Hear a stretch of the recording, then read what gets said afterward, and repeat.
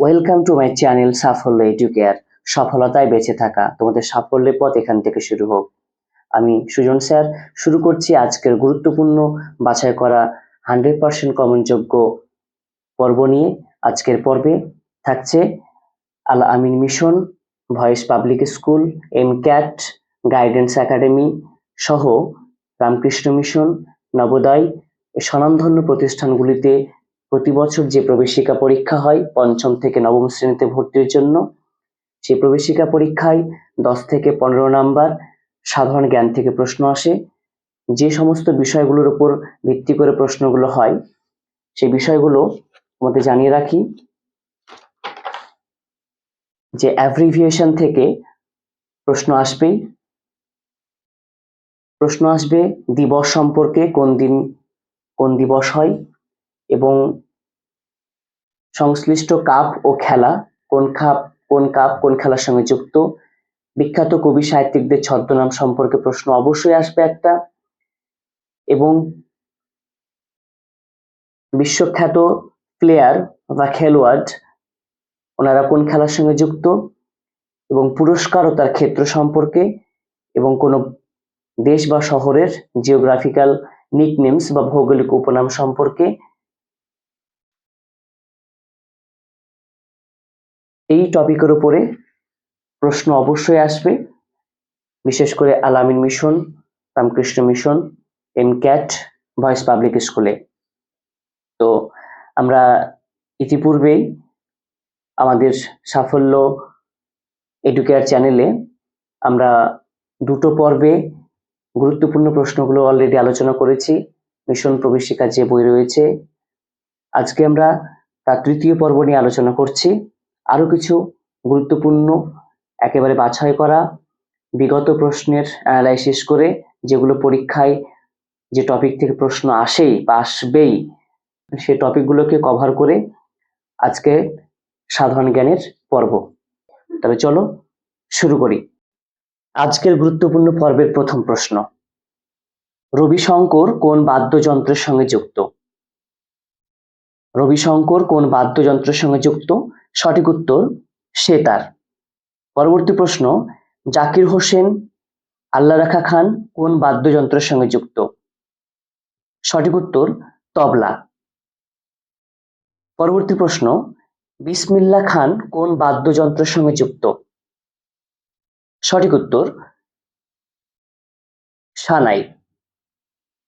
পরবর্তী প্রশ্ন দেখে নাও, আলী আকবর খান আমজাদ আলী খান কোন বাদ্যযন্ত্রের সঙ্গে যুক্ত? সঠিক উত্তর সরোদ। পরবর্তী প্রশ্ন দেখে নাও, শিবকুমার শর্মা কোন বাদ্যযন্ত্রের সঙ্গে যুক্ত? শিবকুমার শর্মা কোন বাদ্যযন্ত্রের সঙ্গে যুক্ত? খুবই গুরুত্বপূর্ণ প্রশ্ন এটি। সঠিক উত্তর সন্তুর। সন্তুরের সঙ্গে যুক্ত শিবকুমার শর্মা। পরবর্তী প্রশ্ন দেখে নাও,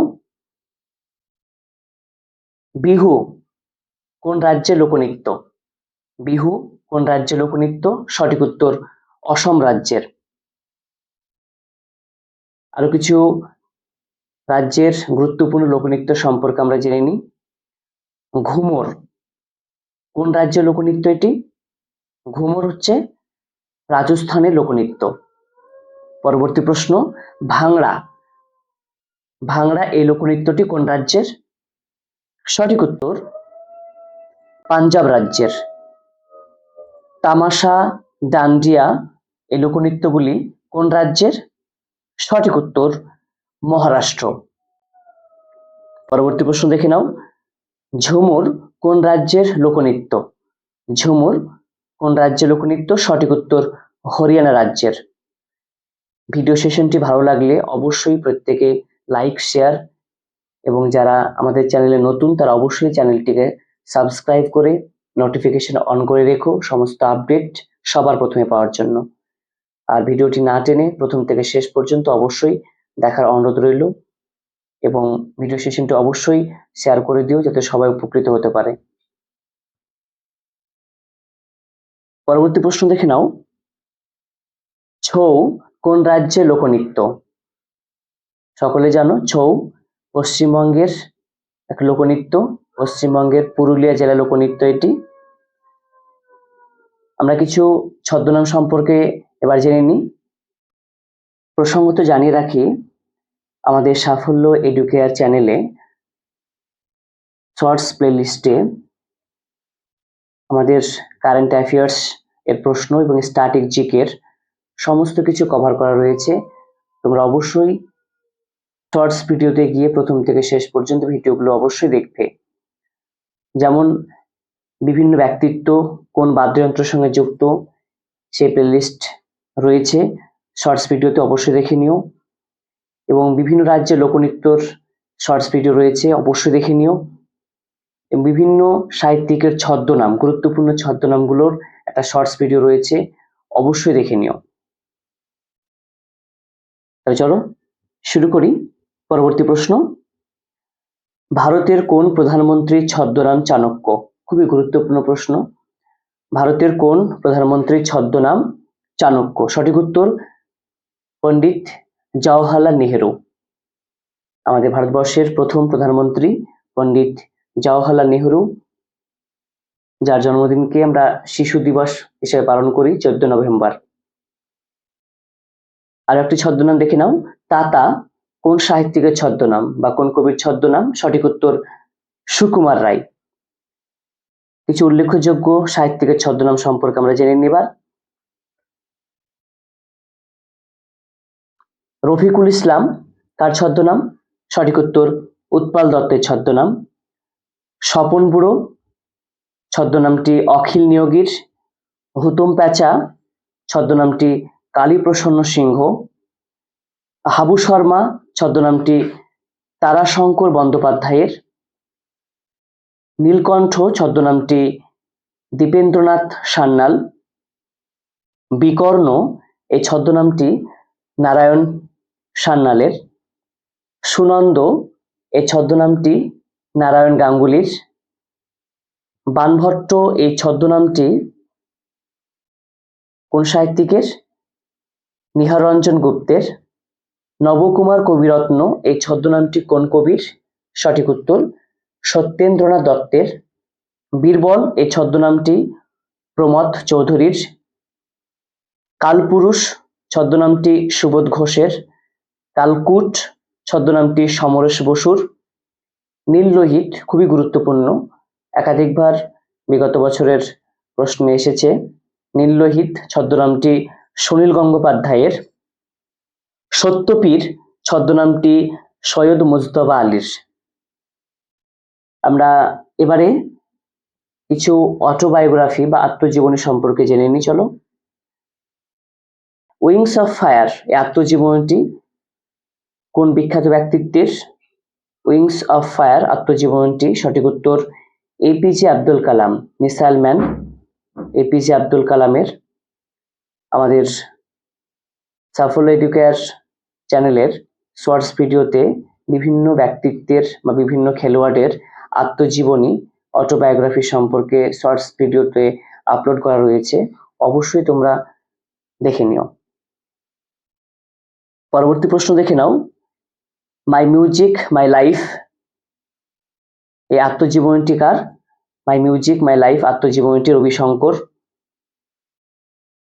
গোল্ডেন গার্ল এই আত্মজীবনীটি পিটি ঊষা।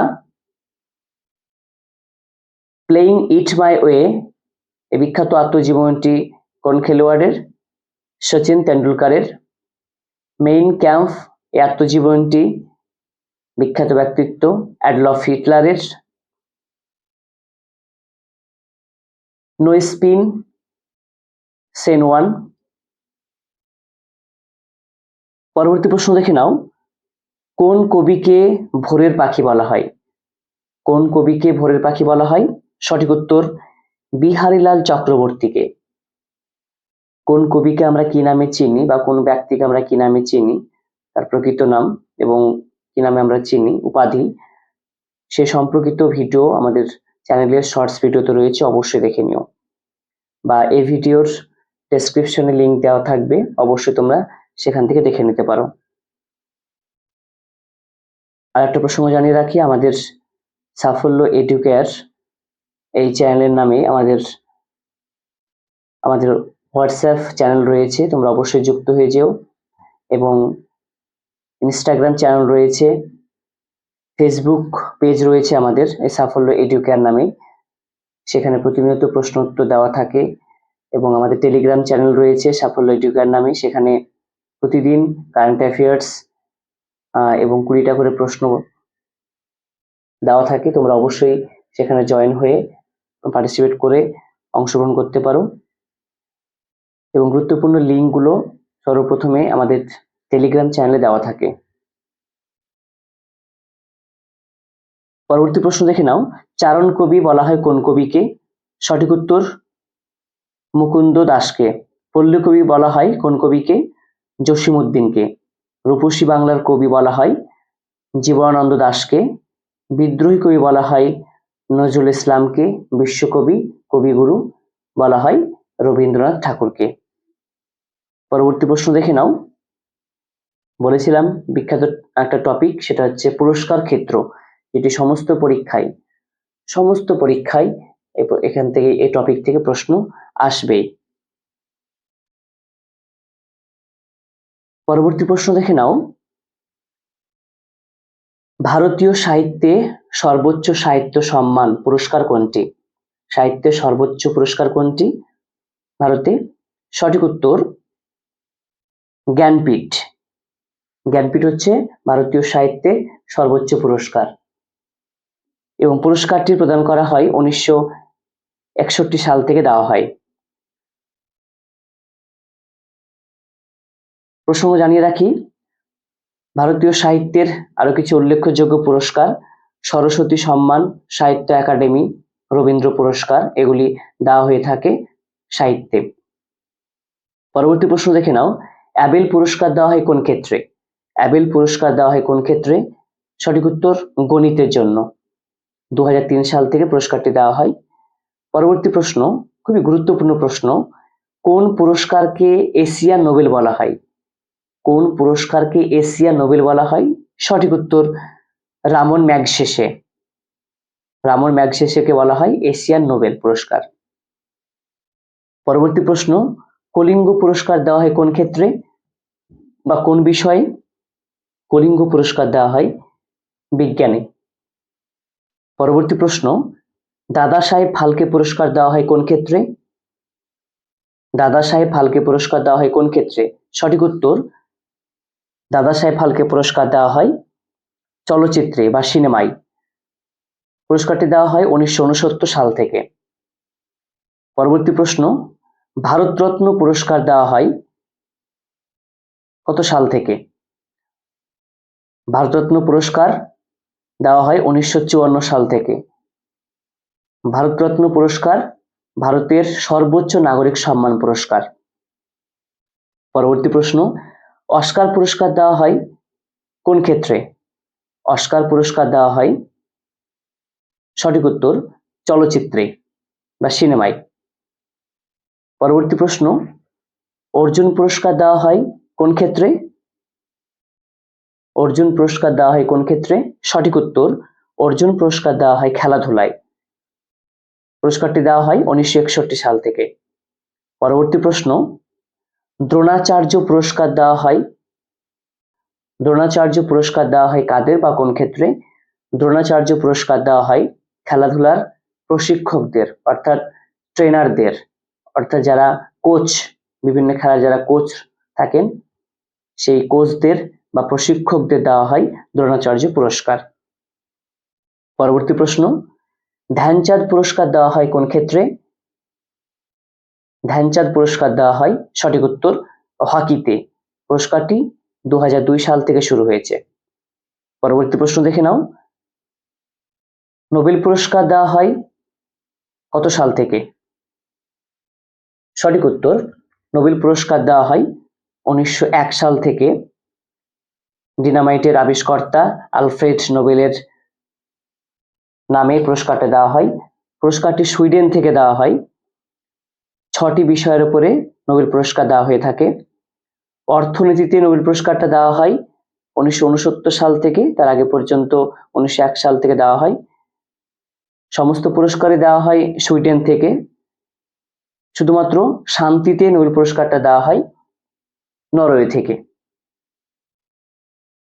এই ছিল আমাদের গুরুত্বপূর্ণ আজকের সাধারণ জ্ঞান।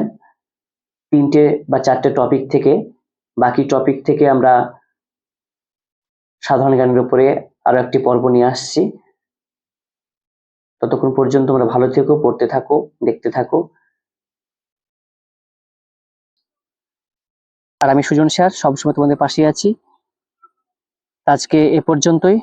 ভিডিও সেশনটি ভালো লাগলে লাইক, কমেন্ট, শেয়ার এবং অবশ্যই চ্যানেলটিকে সাবস্ক্রাইব করো। Thanks for watching.